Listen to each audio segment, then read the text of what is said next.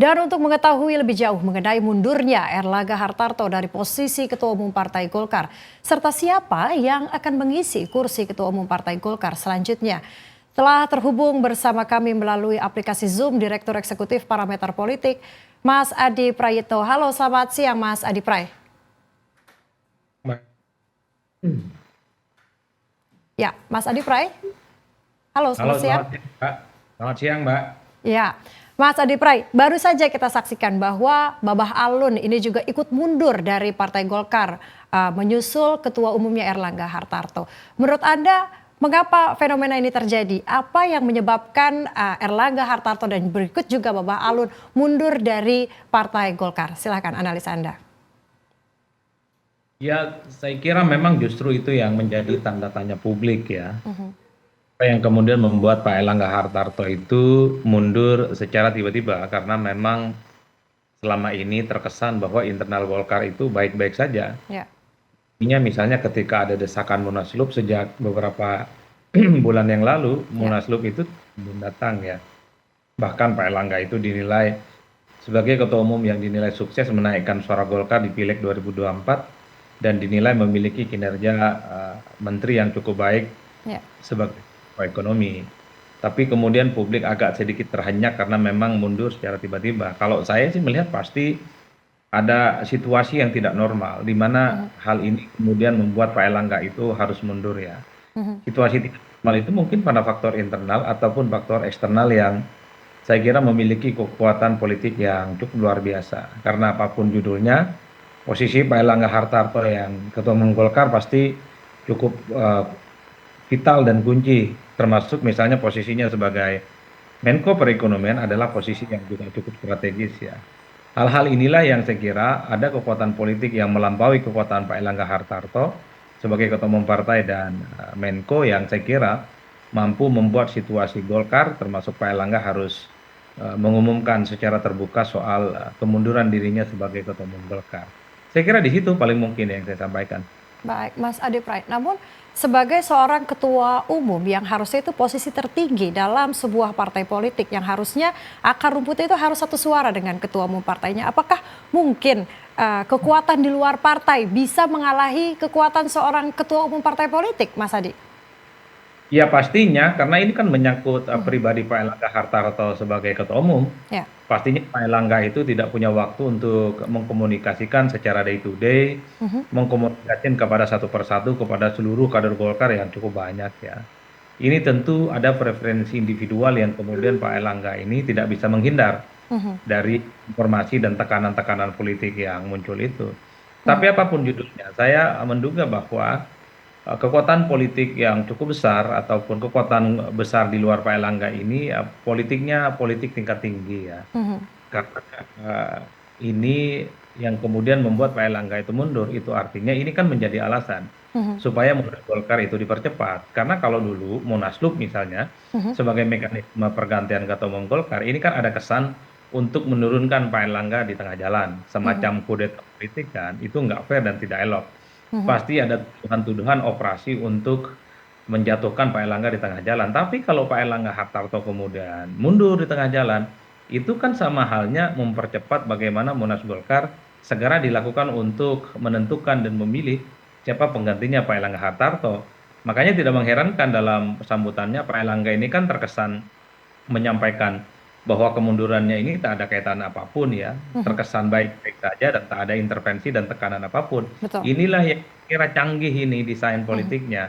Artinya apa? Dengan mundurnya Pak Erlangga, maka Golkar punya alasan segera menggelar Munas dipercepat atau Munas luar biasa untuk mengisi kekosongan Ketua Umum Golkar menghadapi Pilkada 2024 yang dilaksanakan secara serentak secara nasional. Artinya bisa dikatakan bahwa tekanan eksternal ini lebih kuat daripada permintaan dari akar rumput Golkar itu sendiri, begitu Mas? Sepertinya begitu. Kalau kita mendengarkan statement politik dari misalnya ya Pak Yusuf Kalla dalam beberapa pernyataannya dia mengatakan bahwa secara organisatoris misalnya tak ada apapun informasi yang terkait dengan Golkar yang meminta kepada Pak Erlangga itu mundur ataupun menekan.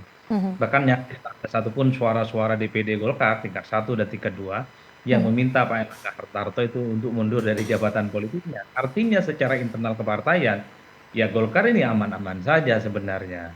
Beda kalau misalnya banyak kader Golkar yang demo, DPD demo, ada yang protes meminta Munas itu untuk segera dilakukan. Ini Ya. tidak silent, tidak Mhm. ada angin, tidak ada hujan, tiba-tiba Pak Erlangga Hartarto meminta apa namanya menyatakan sikapnya untuk mundur dari Golkar dengan alasan ingin fokus kinerja sebagai menteri, Mhm. dengan alasan menjaga stabilitas internal Golkar untuk memuluskan Ya. transisi politik dari Pak Jokowi ke Pak Prabowo Subianto. Kan Mhm. gitu jalan. Mhm. Mas Adi Pray, kemudian bagaimana dampaknya dari mundurnya Erlangga Hartarto ini? Apakah akan berdampak pada koalisi kepemerintahan ataupun mungkin surat-surat rekomendasi yang sudah dikeluarkan Pak Erlangga Hartarto untuk calon kepala daerah dalam pilkada mendatang seperti itu? Ya, saya kira memang ada dampak secara Mhm. signifikan. Pertama terkait dengan komposisi menteri. Ya. Mungkin Mhm. menteri-menteri yang akan diusung oleh Golkar di 2024 sejumlah provinsi, kabupaten, dan kota rekomendasinya sudah mulai dikeluarkan ya. Tapi dalam rekomendasi pilkada itu sebelum didaftarkan secara resmi ke KPU, maka sepanjang itu juga apa Mhm. namanya rekomendasinya itu bisa diubah. Dikhawatirkan rekomendasi Golkar ya sudah dikeluarkan untuk kepala daerah tertentu itu bisa ditarik ulang. Makanya dalam konferensi pers, Mhm. elit-elit Golkar mengatakan bahwa pergantian ketua umum tidak akan mempengaruhi konstelasi politik internal mereka. Jadi kader Golkar yang sudah mendapatkan rekom harus gaspol, harus Mhm. kerja makin konkret karena tidak akan ada perubahan apapun. Dia khawatirkan ada perubahan karena suasana politik Golkar mungkin akan berbeda. Oke, baik. Yang kedua, yang kedua tentu soal Mhm. komposisi menteri ya. Mungkin di Pak Erlangga itu sudah mulai ada listing siapa Mhm. nama-nama kader Golkar yang dinilai pantas ya untuk disorongkan kepada Prabowo sebagai Mhm. pembantu di 5 tahun yang Mhm. akan datang. Tapi kalau ketua umumnya berganti bukan tidak mungkin nama-nama calon menteri yang masuk listing ini di-delete, diganti dengan orang yang baru, Mhm. yaitu orang yang terafiliasi dekat dan menjadi bagian dari ketua umum Golkar yang baru ini. Saya kira di situ pasti akan ada Mhm. pengaruh secara signifikan ya terkait dengan komposisi menteri ataupun Mhm. rekomendasi terkait dengan calon yang akan diusung oleh Golkar di pilkada. Mhm. Baik, baik Mas, menurut Anda siapa sosok yang paling mungkin ini menggantikan posisi Erlangga Hartarto sebagai Ketua Umum Golkar dan mengapa? Karena ini banyak yang menyebut ada Presiden Joko Widodo yang akan menggantikannya atau mungkin putranya Gibran Rakabuming Raka atau juga ada nama-nama yang disebut seperti Bahlil Lahadalia. Bagaimana analisa Anda? Siapa nama yang pas untuk menggantikan Erlangga Hartarto? Ya, secara ideal tentu yang berhak Mhm. untuk menggantikan Erlangga Hartarto adalah mereka kader Golkar yang memenuhi syarat untuk Mhm. menjadi ketua umum. Kalau tidak salah sesuai dengan ketentuan yang berhak untuk menjadi ketua umum Golkar adalah mereka yang minimal pernah menjadi eh, pengurus di Golkar minimal 5 tahun kan. Nah, itu yang syaratnya harus dipenuhi dulu. Di Mhm. antara nama-nama yang kemudian beredar ini siapa kira-kira yang akan memenuhi? Overall nama-nama yang munculan di grup-grup ya, pertama mereka itu bukan kader Golkar, yang kedua juga bukan pengurus Golkar minimal 5 tahun belakangan ini. Tapi dalam Golkar itu seringkali ada ART yang kemudian berubah ataupun diubah, ya tentu hasil konsensus para pengurus DPD-DPD yang memiliki hak suara dan hak Mhm. bicara. Jadi sekalipun ada ketentuan misalnya harus pengurus Golkar minimal 5 tahun, ya itu bisa diubah ya. Jadi siapapun yang merasa dirinya kader Golkar berhak untuk menjadi ketua umum. Tapi kalau kita membaca kecenderungan rata-rata secara umum, saya kira banyak kok kader-kader Golkar yang dinilai Mhm. pantas ya. Bukan hanya misalnya Mhm. Bamsud, bukan hanya Bahlil, Mhm. tapi juga ada nama Mhm. Pak Agek, Mhm. kemudian ada Pak Doli, ada Maman Abdurrahman, ada Nurul Arifin, ada kemudian Mhm. Mutia Hafiz gitu ya, dan Mhm. seterusnya dan seterusnya. Mhm. Saya kira Golkar itu surplus kader yang saya kira memang memiliki latar belakang yang cukup mentereng, sudah malang melintasi Golkar, memiliki jam terbang yang cukup tinggi, Mhm. berlatar belakang aktivis, pengusaha gitu, dan akademisi.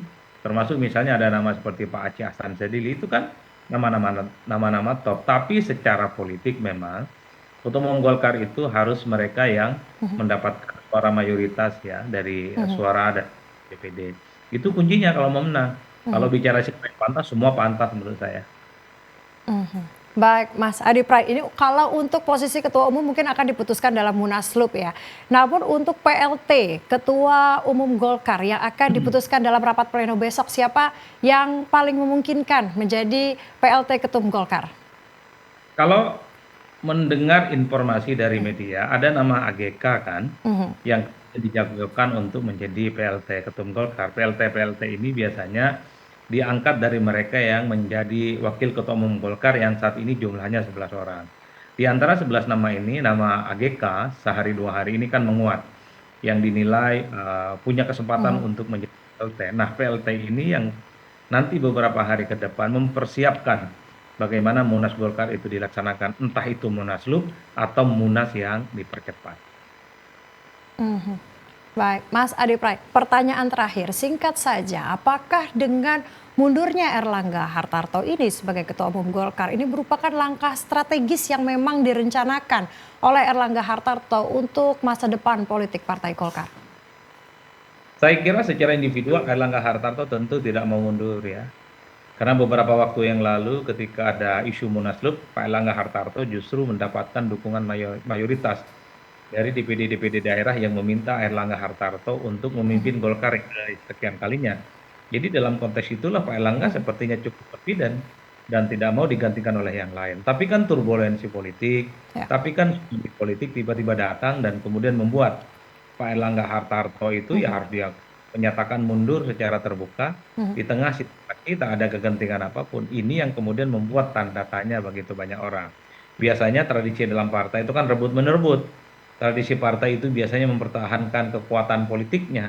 Ini pertama dalam sejarah, terutama di internal Golkar, ketua umumnya punya peluang untuk menjadi ketua umum Golkar yang Ya. kesekian kalinya, tapi kemudian harus mengundurkan diri dari jabatan yang cukup prestis ini. Oleh karena itu, saya Mhm, berkesimpulan, mhm, pasti ada kekuatan politik yang jauh melampaui kekuatan politik Pak Erlangga, mhm, sehingga Pak Erlangga itu harus terpaksa meletakkan jabatan politiknya.